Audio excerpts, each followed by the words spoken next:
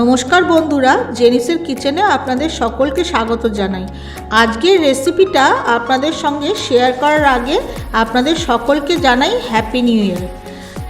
আজ আমি আপনাদের সঙ্গে কাঁচা টমেটো টক ঝাল মিষ্টি তরকারির রেসিপি শেয়ার করব বলে চলে এসেছি। আপনারা ভিডিওটা দেখুন। যদি ভিডিওটা আপনাদের ভালো লেগে থাকে লাইক আর শেয়ার করে দেবেন। আর যদি আমার চ্যানেলে আপনারা নতুন বন্ধু হয়ে থাকেন তাহলে চ্যানেলটিকে সাবস্ক্রাইব করে বেল আইকন অবশ্যই প্রেস করে দেবেন, যাতে যখনই আমি কোনো নতুন রেসিপি শেয়ার করব তার নোটিফিকেশান আপনাদের কাছে চলে যাবে। কাঁচা টমেটো টক ঝাল মিষ্টি তরকারি বানানোর জন্য আমি কিছু কাঁচা টমেটোকে পাতলা স্লাইস করে কেটে রেখেছি।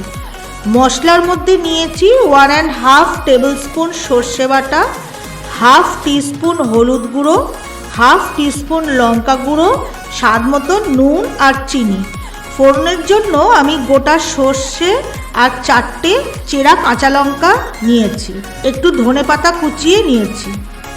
রান্নাটা আমি সর্ষের তেলে করব, কারণ এই রান্নাটা সর্ষের তেলে করলেই ভালো হয়, স্বাদটা ভালো হয়। গ্যাসে কড়া বসিয়ে দিয়েছি।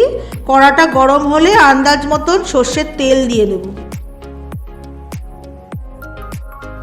তেলটা গরম হয়ে গেছে। এবার আমি সর্ষে আর চেরা কাঁচা লঙ্কা ফোড়নটা দিয়ে দিলাম। ফোড়ন থেকে সুন্দর গন্ধ বেরিয়ে গেছে। এবার আমি কাঁচা টমেটোগুলো দিয়ে দেব। তেলের মধ্যে টমেটোটাকে ভালো করে মিশিয়ে ভেজে নেব। একটু নুন দিয়ে দেব। নুন দিলে টমেটোটা তাড়াতাড়ি নরম হয়ে যাবে। টমেটোটা যাতে জল ছেড়ে দেয় তার জন্য আমি একটু ঢাকনাটা চাপা দিয়ে দেব। ঢাকনাটা খুলে দেখে নেব। টমেটো থেকে প্রচুর জল বেরিয়ে গেছে। আমি আলাদা করে জল আর দেব না, টমেটো থেকে যে জল বেরিয়েছে তাতেই রান্নাটা হয়ে যাবে। আমি হলুদ আর লঙ্কা গুঁড়োটা দিয়ে দেব।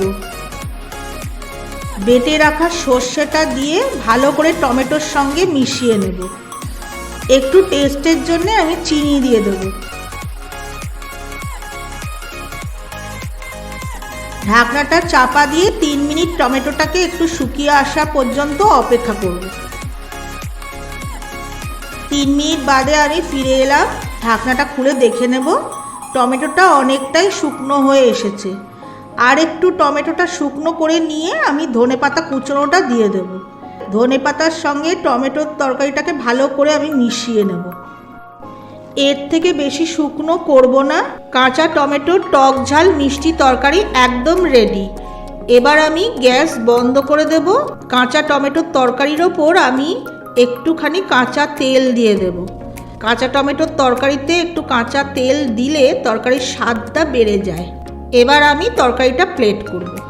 তৈরি হয়ে গেছে কাঁচা টমেটো টক ঝাল মিষ্টি তরকারি। বন্ধুরা, আপনারা ভিডিওটা দেখুন। যেভাবে আমি কাঁচা টমেটো টক ঝাল মিষ্টি তরকারি তৈরি করলাম, আপনারা বাড়িতে একবার বানিয়ে খেয়ে দেখুন, আপনাদের খুব ভালো লাগবে।